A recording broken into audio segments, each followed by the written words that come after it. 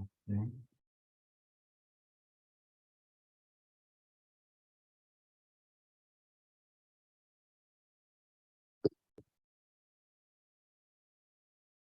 Do not think, just sit.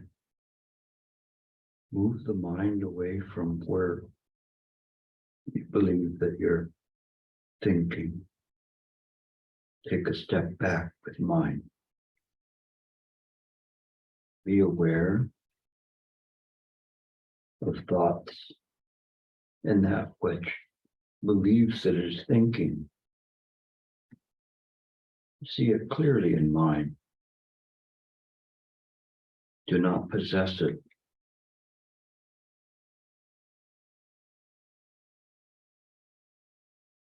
Simply be aware.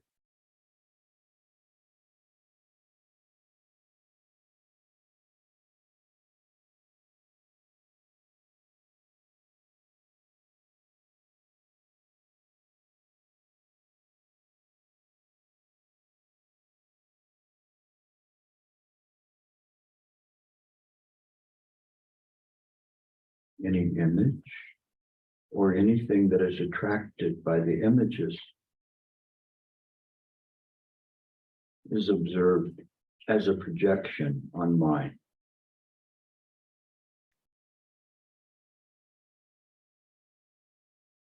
The mind is quiet and still.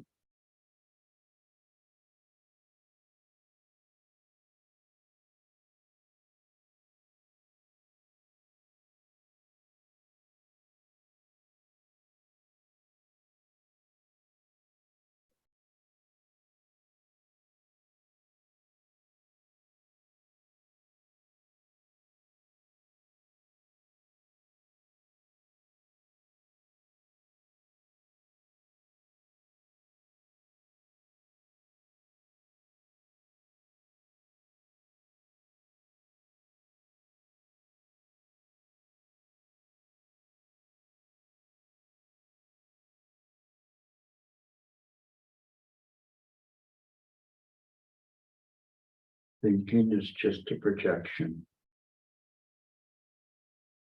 Let it go.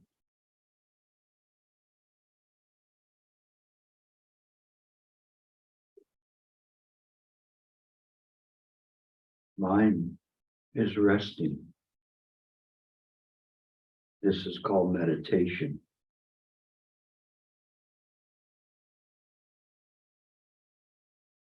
Sitting in Chan. Mind is sitting in Chan,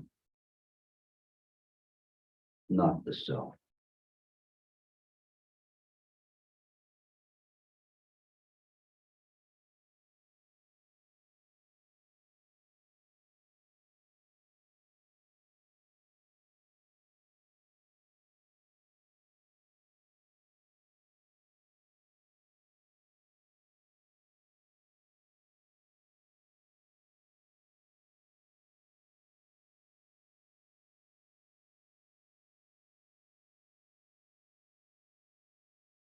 Just relax. Relax the mind, relax the body.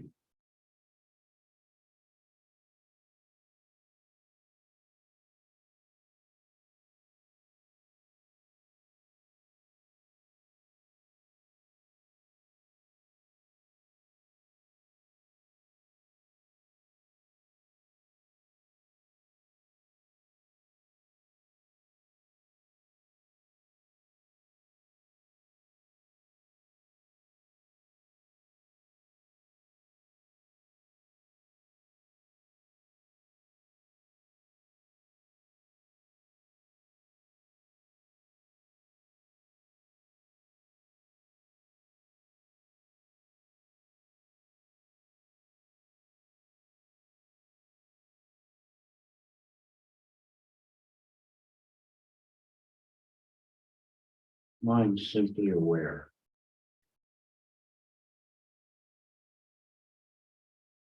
Mind is aware of what appears within it.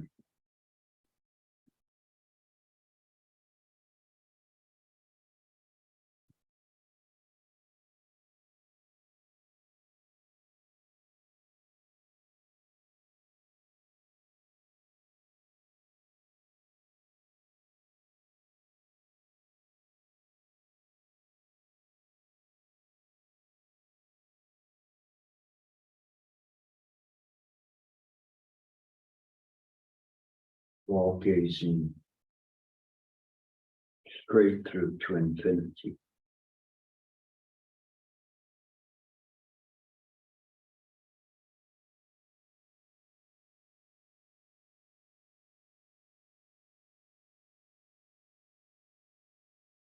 There are no obstructions in the mind, only confusions and imaginings.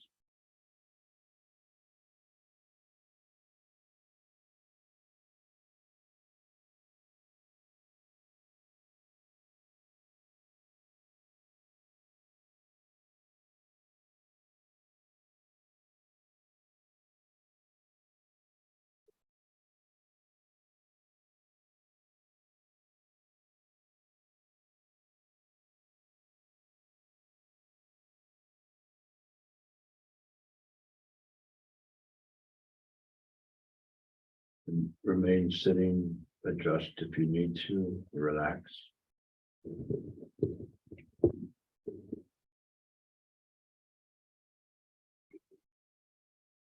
This mind should always be relaxed.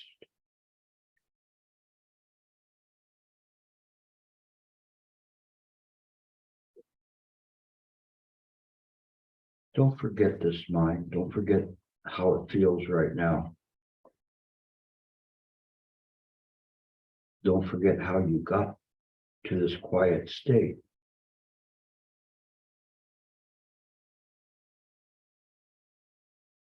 Don't forget the shortcut. If every time you sit to meditate, you're trying to will yourself to stop thinking, it's a fool's game. You cannot do that. Thoughts rise naturally. It's because we don't understand how mind works that we try to practice in this way. When we understand how mind works, the liberation is literally at the palm of your hand, just in this moment. This moment is not a moment of samsara. When they say that the Buddha is in the present moment,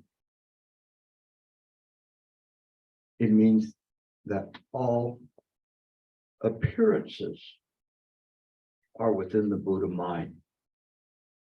Appearances that have happened, that are happening, and that will happen.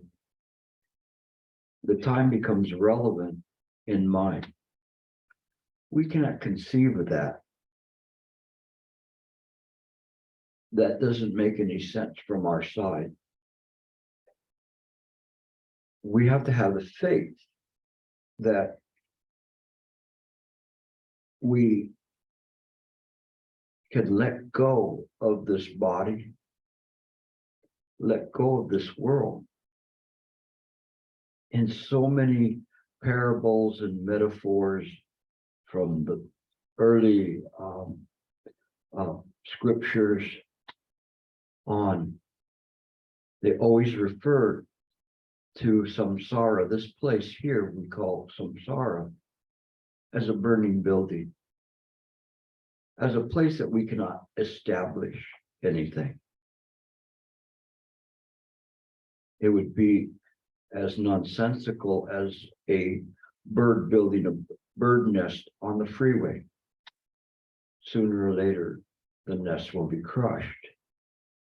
But we don't see things that way because we cling to the idea of this ego, this idea that there is this self here. The self appears, but appears in mind. It's just an imagining. It is not real. But yet, we, through habitual tendencies, have taken it to be our real source, our real nature, our real suffering. And if we let go of it, we have the fear. What is there? What will happen to us? So we seek answers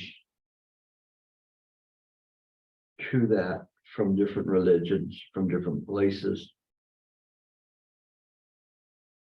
But it isn't really fulfilling. The reason I practice Buddhism is just simply because of all the different systems that are out there to explain where we came from. And if there's any kind of a so-called salvation, it is the best fit for me.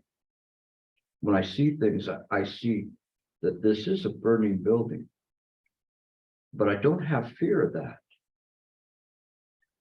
The only thing that you could say that I have fear is that I don't let you down.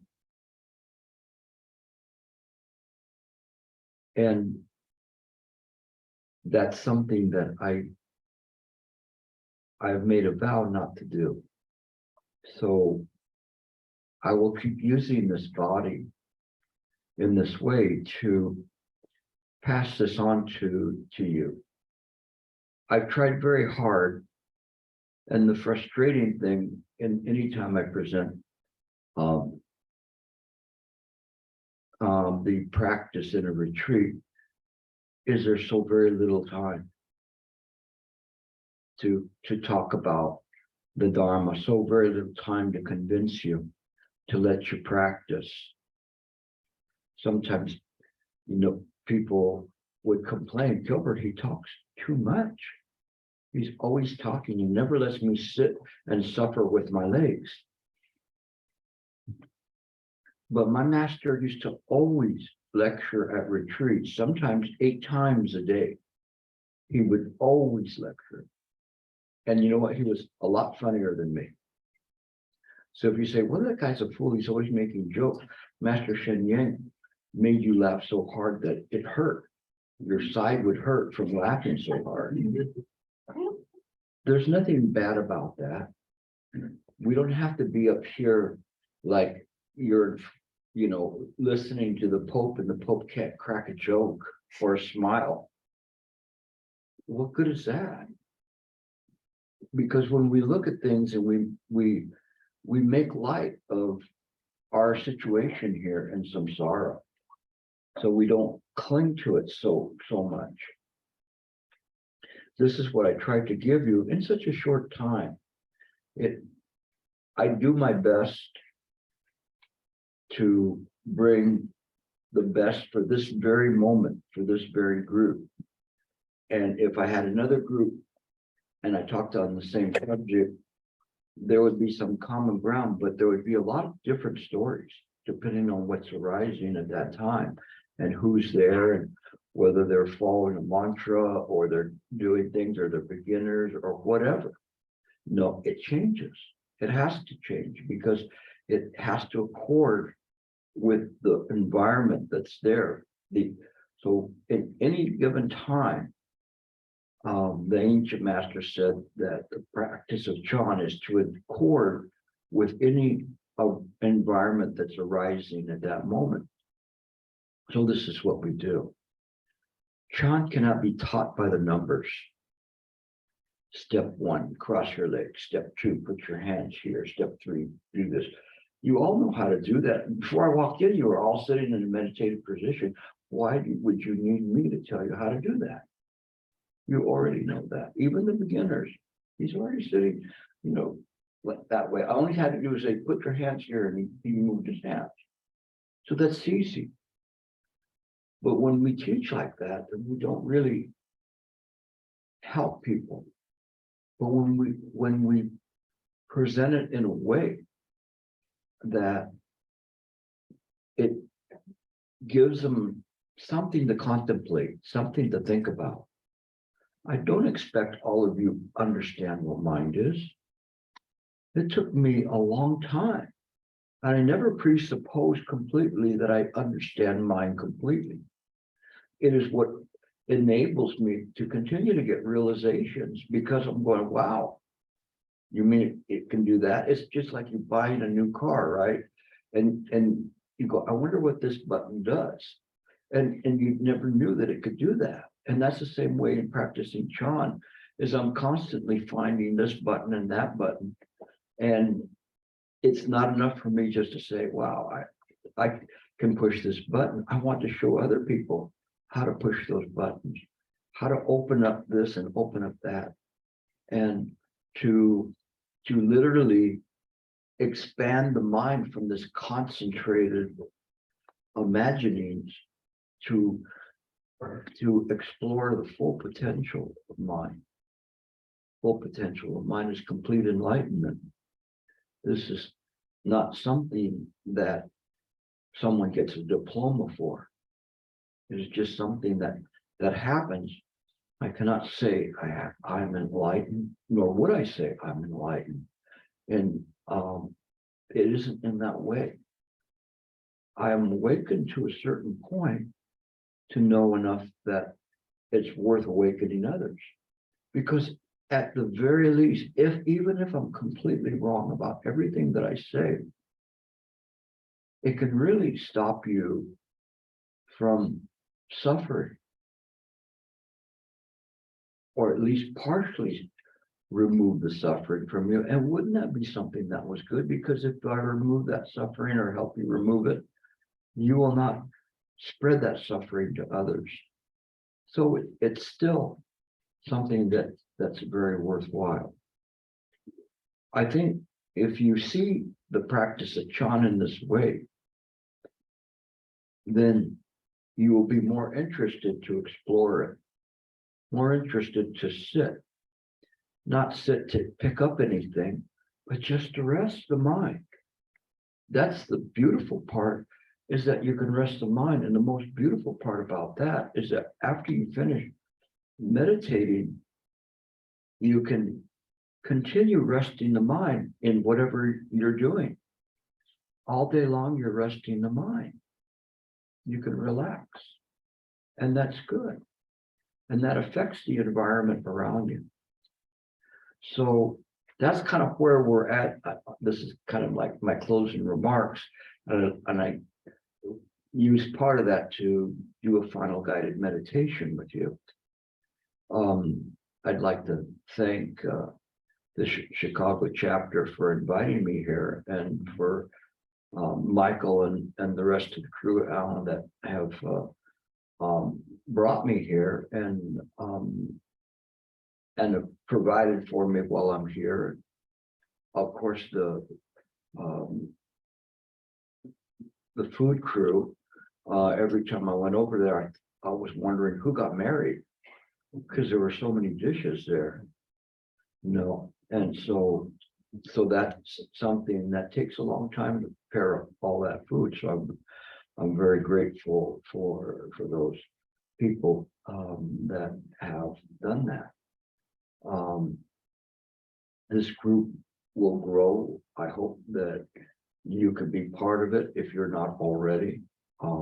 It needs people both from Asian extract and Western extract. I think that's important to have that kind of a balance here. And it's something that's necessary. As I was coming through, and I'm still coming through, it was difficult for people to accept that this Mexican that's sitting in front of you had anything worthy to say. They'd rather hear somebody that they heard 1,000 times say the same thing over and over again. So it's been a long road for me to gain acceptance, even after becoming a Dharma heir. But people have told me how I should present the Dharma. But I only have one gear. The gear is the present moment, what needs to be said precisely at that moment. And this is what I do. Of course, it's easier for me just to slip back into samsara and watch the parade go by. But that's not really how true Chan works. Once you realize this aspect of mind, there's a part that is concerned for for those who are stuck in it. And then there's an equal part that has the enthusiasm that wants to share this wonderful mind with others so that they can embrace it, become intimate with mind. That's the wonderful part. So it's equally saying, you're in a burning building, but if you do this, it converts everything. It changes it. Even though you're still here, it changes the way that we look at this place. Salty food still tastes salty, sweet food tastes sweet. You still get a cold, you still die, but you don't have any fear. You understand what is this place made of? Ultimately, just mind. And you begin to look at things in this way, and it gives you the strength to deal with the things that are here. We know that there's going to be adversities in our life. I am not immune to adversities. Sometimes you say, oh, I had